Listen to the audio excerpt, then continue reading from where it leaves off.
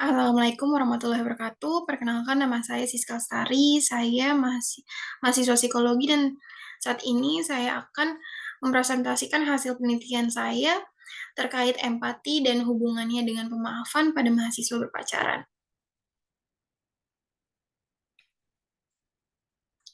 Saya akan mulai dari latar belakang, di mana konteks saya adalah mahasiswa.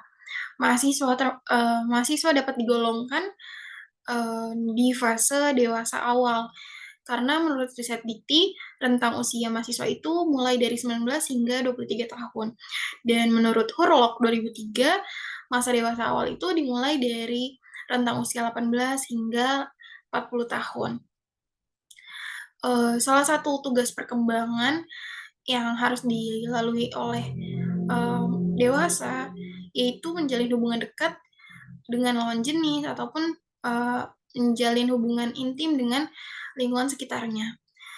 Di sini penting bagi setiap individu untuk bisa melewati beberapa tugas di setiap tahapan perkembangan untuk bisa mencapai kebahagiaan, serta terhindar dari suatu masalah yang berarti di tahapan selanjutnya, khususnya dewasa awal, karena menurut Putri 2019, masa masa dewasa awal merupakan masa puncak perkembangan bagi tiap individu.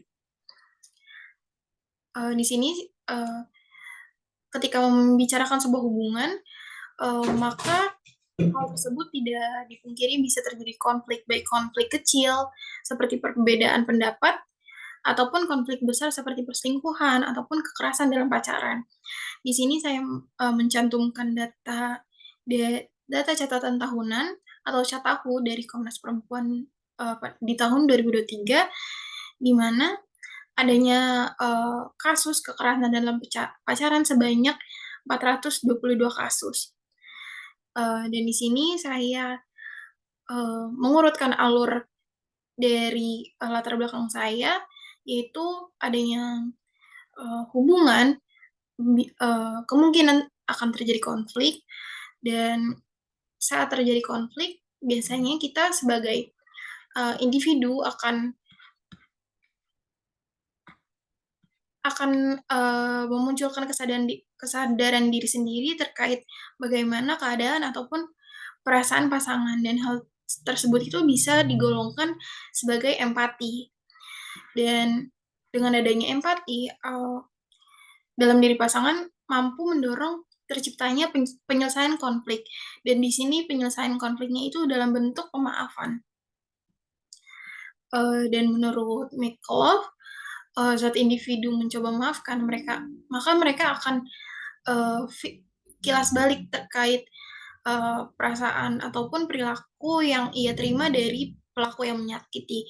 Sehingga menurut Mikolov, individu korban memerlukan empati yang baik untuk bisa melakukan pemaafan.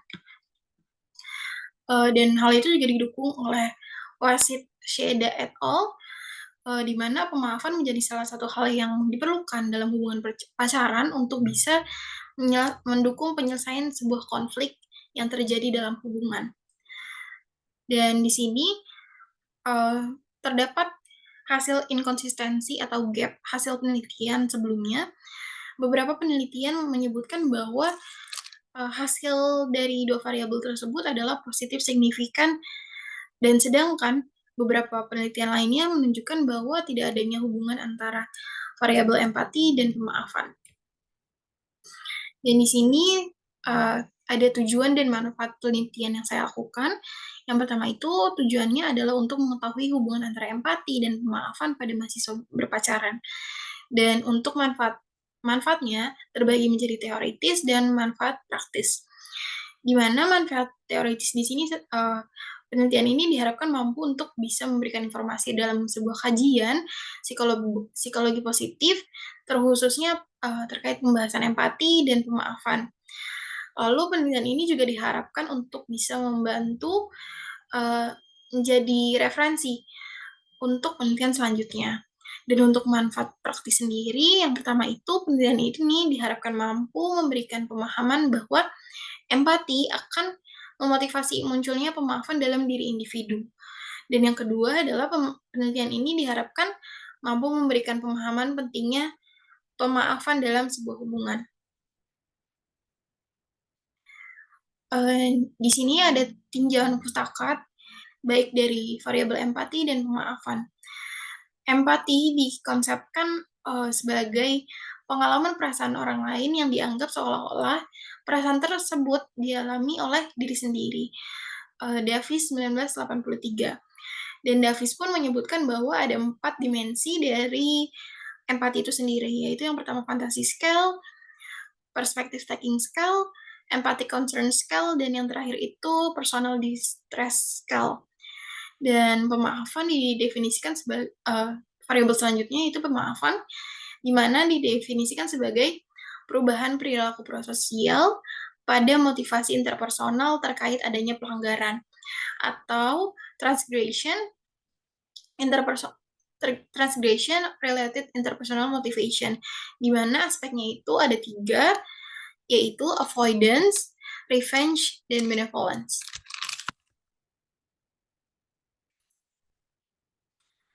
Jadi bagaimana keterhubungan antara variabel empati dan pemaafan? Di sini keterhubungannya itu ada pada faktor yang mempengaruhi pemaafan. Salah satu faktor yang mempengaruhi pemaafan itu di sini ada empati. McCullough pun menyatakan bahwa saat individu mencoba memaafkan, mereka akan teringat kembali rasa sakit yang ia terima dari pelaku yang menyakiti. Dalam konteks ini adalah pasangan, sehingga individu atau korban memerlukan empati yang baik. Dan untuk hipotesis penelitian saya, yang pertama itu adanya hubungan positif signifikan antara empati dengan pemaafan pada mahasiswa berpacaran. Dan yang kedua itu tidak H0-nya adalah tidak ada hubungan signifikan antara empati dan pemaafan pada mahasiswa berpacaran.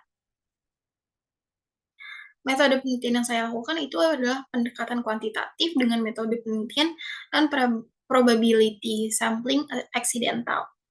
Sedangkan untuk pengambilan data, saya lakukan secara online dan melalui link Google Form. Dan untuk mengolah data, saya menggunakan IBM SPSS versi 25. Dan populasi serta sampel penelitian saya adalah mahasiswa yang sedang menjalin hubungan pacaran, dan total sampel uji coba saya itu ada berjumlah 30 sampel. Untuk alat ukur sendiri, alat ukur empati saya menggunakan IRI atau Interpersonal Reactivity Index yang disusun oleh Mark Davis 1980. Dan untuk alat ukur pemaafan, saya menggunakan Transgression Related Interpersonal Motivation 18 atau yang disusun oleh McCullough et al. 2006.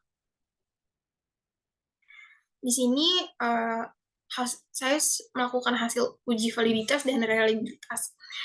Dari hasil uji validitas menunjukkan bahwa variabel empati yang pertama terdapat 20 item valid dari total 28 item, sedangkan untuk variabel pemaafan terdapat 17 item valid dari total 18 item.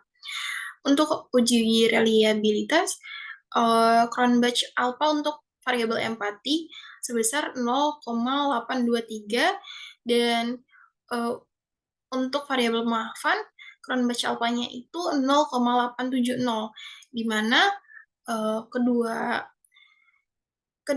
variabel ini dinyatakan reliable karena sudah melebihi 0,6.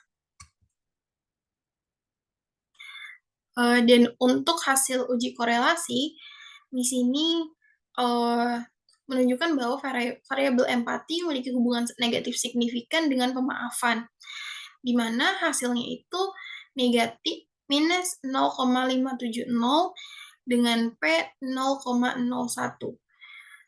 Sehingga kesimpulan dari hasil penelitian ini dapat diartikan bahwa semakin tinggi empati individu, maka akan semakin rendah pemaafan. Sebaliknya, semakin rendah empati, semakin tinggi pemaafan. Dan hasil terakhir terkait hasil dan pembahasan, hasil penelitian yang saya lakukan bertentangan dengan eee, kedua hasil penelitian terdahulu. Penelitian terdahulu menyatakan bahwa adanya hubungan positif signifikan antara empati dan pemaafan serta hasil penelitian, terdahulu satunya lagi menyatakan bahwa tidak adanya hubungan antara empati dengan pemaafan.